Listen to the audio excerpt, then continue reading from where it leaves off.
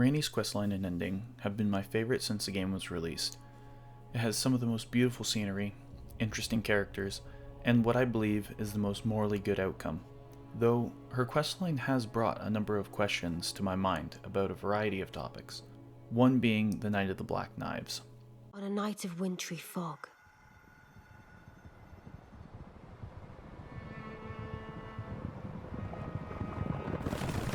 the rune of death was stolen.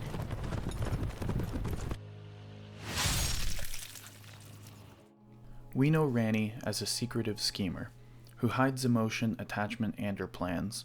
She hides her true identity from us when we first meet, yet when we find her at Caria Manor, she seems suspiciously open and honest about her involvement in the Night of the Black Knives, even claiming that she did it all.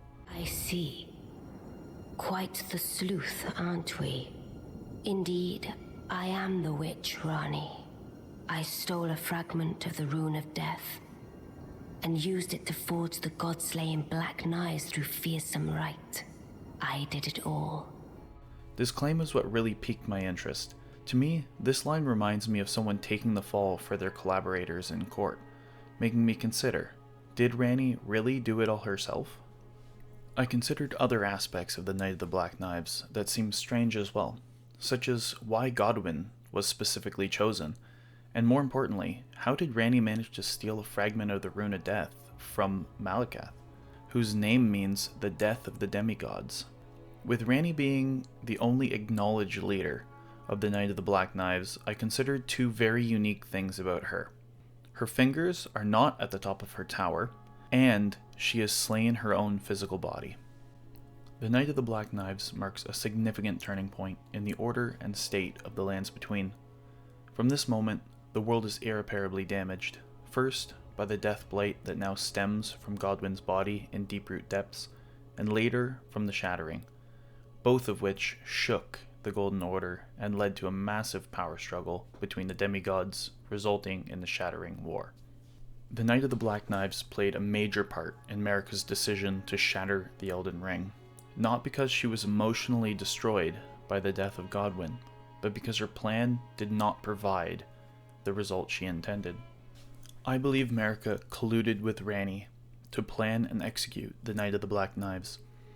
Marika was the one to steal death, while Ranni was responsible for forging the Black Knives.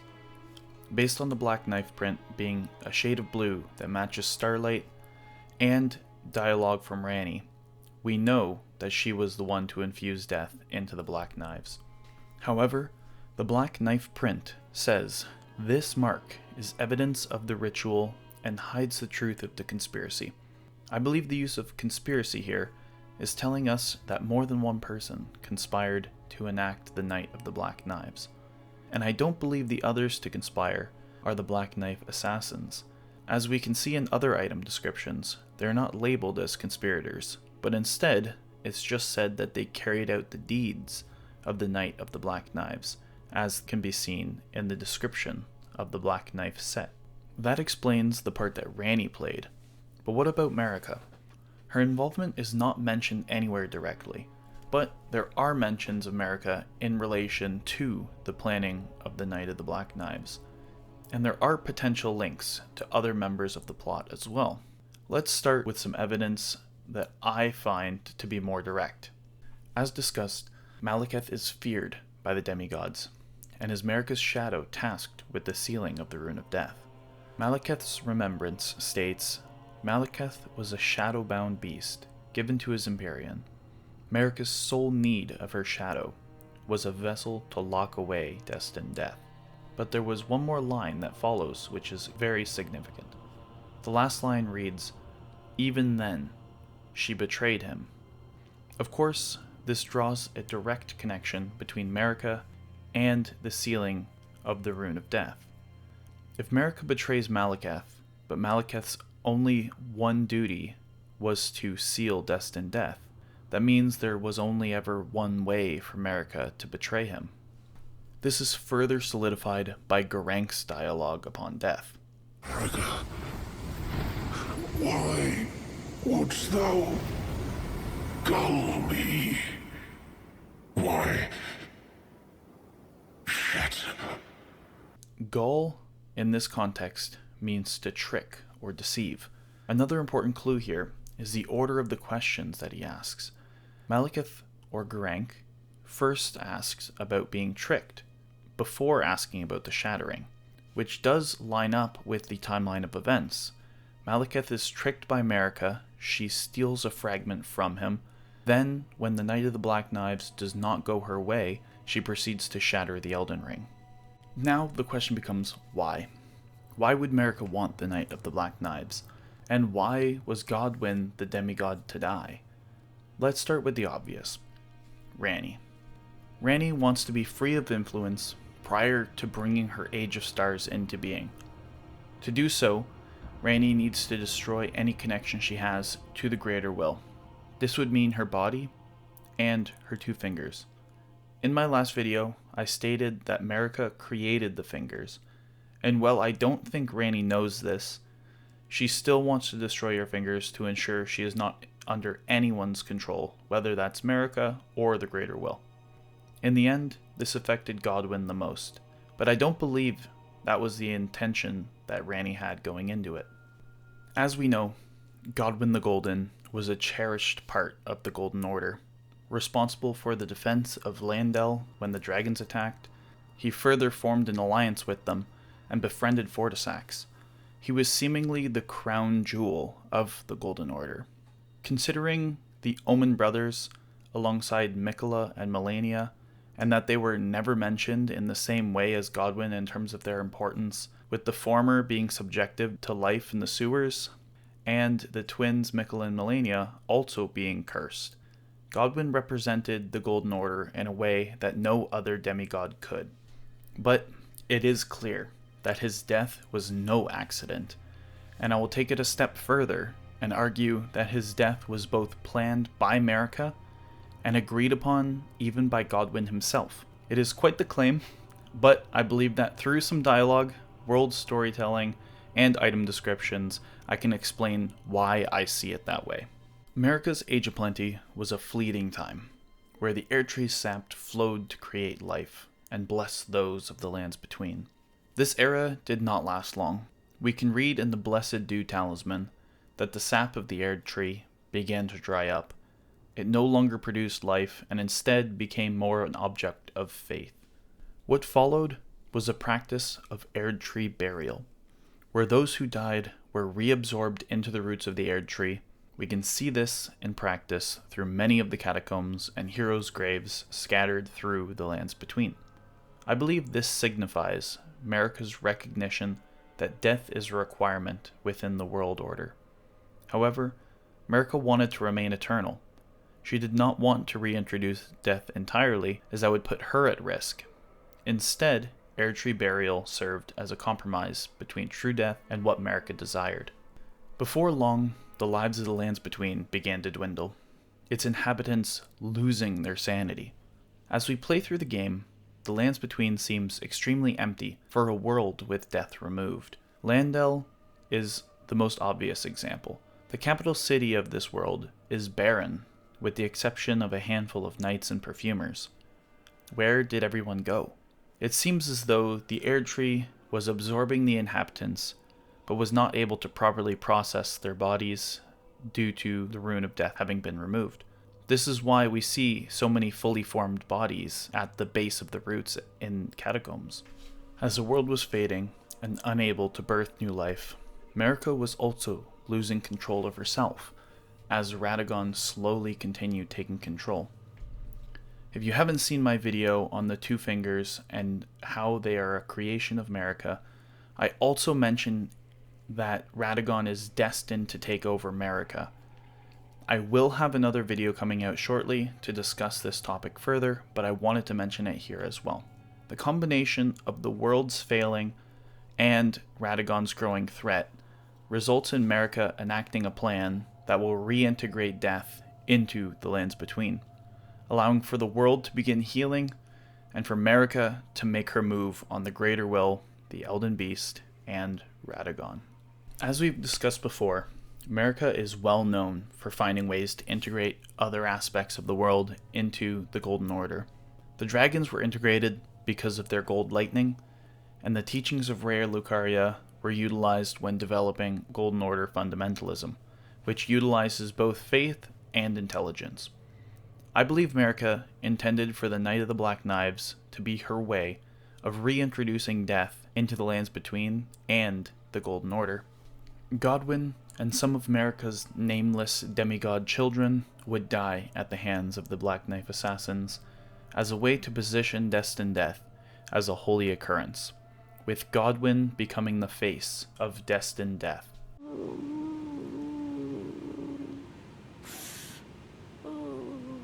Lord Godwyn, such cruelty, such humiliation. Oh, my poor sweet lordling should have died a true death. As the first of the demigods to die, as a martyr to destined death. But why must it yet bring such disgrace? A scion of the Golden Bough, sentenced to live in death. How could such a thing come to be? Oh. I believe that Godwyn also agreed to this plan and offered himself as the first demigod to die, which is why he is referred to not as a victim of Destined Death, but as a martyr by the Finger Reader. Martyr means a person who sacrifices something of great value, and especially life itself, for the sake of a principle. By calling Godwyn a martyr to Destined Death, she's implying that he sacrificed himself for Destined Death, as the first demigod to die. I don't believe Miquella was involved in it directly, but he was aware of it. We see via the DLC trailer that he seems to know more about Marika than anyone, and I'm of the belief that she trusts Miquella and has shared her secrets and plans with him. I believe this is further solidified through the description and placement of the Golden Epitaph. Miquella created the sword to commemorate the death of Godwyn, infused with the prayer, "O brother, Lord brother, please die a true death." The wording of this prayer seems to be in a future tense. If Godwyn had already been killed, it should read something like, "Please have died a true death." I believe it's because Miquella was aware of this plan prior to it happening. He created the sword before Godwyn was slain. I think this also makes more sense when we reflect on the prayer itself. "Please die a true death" is not referring to those who live in death, but instead referring to dying properly at the hands of Destined Death and being reborn as new life. Keep in mind that by the time Miquella would have become aware of those who live in death, it would have been very clear that Godwyn did not die a true death. If we then look at where we find the Golden Epitaph, it is found in the Auriza hero's grave, behind a stone sword key. Auriza is very similar to the Latin word aurea, which means golden, meaning that this hero's grave could be called the Golden Hero's Grave, which is very fitting for Godwyn. However, we know that Godwyn was not buried here, so why would the Golden Epitaph, clearly referencing Godwyn, be located here after Godwyn's death if he was never buried here to begin with? Instead, let's consider that the Golden Epitaph was placed there by Miquella prior to Godwyn's death, and that Godwyn was always planned to be buried in the hero's grave. However, upon being killed and showing signs of an improper death, he was instead placed at the roots directly under the Erdtree. As for Ranni, it seems like she had plans to forge a black knife regardless of the Night of the Black Knives happening, specifically because she wanted to slay her fingers and her Empyrean flesh. This is why she knew the ritual to create the black knives. She just needed to find a way to get the Rune of Death. This is where Miquella comes into play. I believe the actions of the Night of the Black Knives were of Marika's design, but Ranni was the one to forge the black knives. Miquella, however, was the one to inform Marika that Ranni could forge the black knives, which led to Marika stealing a fragment of the Rune of Death. Ranni plans to use a black knife to destroy her body and fingers at the same time, killing her fingers and soul and her body as seen in game. I believe Ranni doesn't see the fingers' flesh as their control, but rather their soul in which they commune with their creator. Prior to the events of the Night of the Black Knives, I believe Ranni divulges this plan to Marika, not knowing that Marika had actually created the fingers. This leads to Marika moving Ranni's fingers from the top of her divine tower. At this point, Marika is aware that Radahn has frozen the stars, and so she places Ranni's fingers in the cosmos along with her fate. This is why, when we kill Radahn, Ranni's fingers seem to have crashed down into Manus Celeste, and they also have a color that matches that of starlight shards, the ones that we find scattered throughout Moonlight Altar. This explains why Ranni went to the top of her tower to slay her body instead of doing it somewhere safer. She intended to kill her fingers and her body simultaneously. Marika's decision to interfere with Ranni was the sole cause of the Night of the Black Knives failing. Ranni planned to use half the curse mark on herself and half on her two fingers.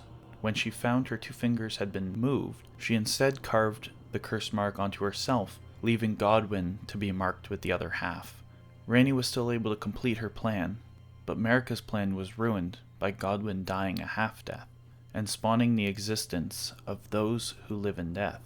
As Marika was the true controller of the Black Knife Assassins and the true holder of the fragment of the Rune of Death, Ranni could not rely on the Black Knives to kill her fingers after we put her fate back in motion and her fingers come crashing down. Instead, she relies on the Fingerslayer blade, which we can presume has functionality similar to the Black Knives due to the wound left after Ranni slays her fingers. It matches perfectly with those on Godwyn and Ranni's bodies, meaning that the Fingerslayer blade must also utilize Destined death. With the failure of Marika's plan and Godwyn's improper death, Marika begins plotting the shattering of the Elden Ring, taking more drastic measures to make a change in the lands between. Wielding a fragment of the Rune of Death, Marika sets out to destroy the Greater Will for good. It is unclear to me what her plan was for the Rune of Death. She either shatters the Elden Ring to make the Elden Beast vulnerable, or she is shattering the Elden Ring to try and force the Rune of Death into it. Regardless of her intentions, she is unsuccessful, unable to introduce the Rune of Death into the Elden Ring. She makes one final drastic decision, to impale herself with her fragment of the Rune of Death, hoping that she can destroy the vassals of the Greater Will living within her. Unfortunately, she fails, leaving nothing but a wound on the Elden Beast in place of Destined death. Maybe this could be seen as a failure, or maybe this wound is just what the Tarnish needed to be able to overpower the Elden Beast. Thank you all for watching. If you found today's video interesting, please like and subscribe, and let me know your thoughts down below. I hope to have at least 2 more videos out before the DLC releases, and I hope to see you all there.